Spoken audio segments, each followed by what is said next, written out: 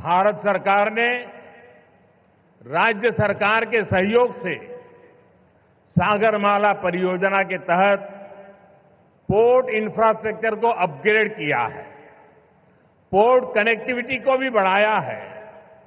PM गति शक्ति के तहत वाटरवेज, रेलवेज, हाईवेज और एयरवेज की इंटर कनेक्टिविटी को तेज गति से बेहतर बनाया जा रहा है। ईज ऑफ डूइंग बिजनेस के लिए जो रिफॉर्म्स किए गए हैं, उससे पोर्ट्स और अन्य इंफ्रास्ट्रक्चर सेक्टर में भी इन्वेस्टमेंट बढ़ा है।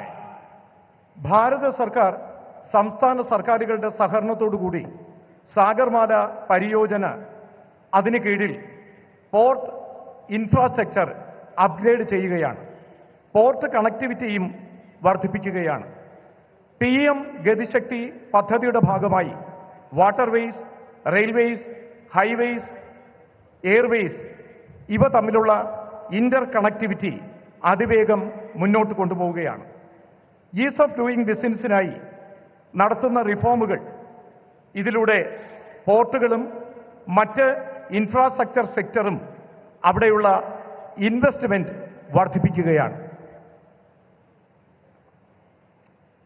इंडियन सीफेरर्स, उनसे जुड़े नियमों में भी भारत सरकार ने रिफॉर्म्स किए हैं और इसके परिणाम भी देश देख रहा है।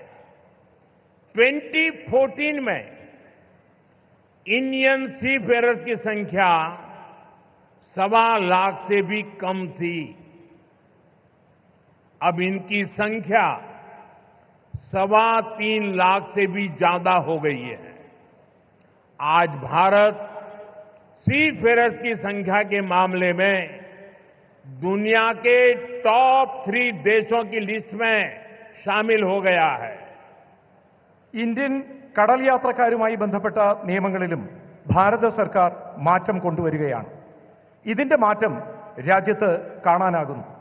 2014 ഇന്ത്യൻ സീഫെയേഴ്സിന്റെ എണ്ണം 1.25 ലക്ഷത്തിൽ കുറവായിരുന്നു.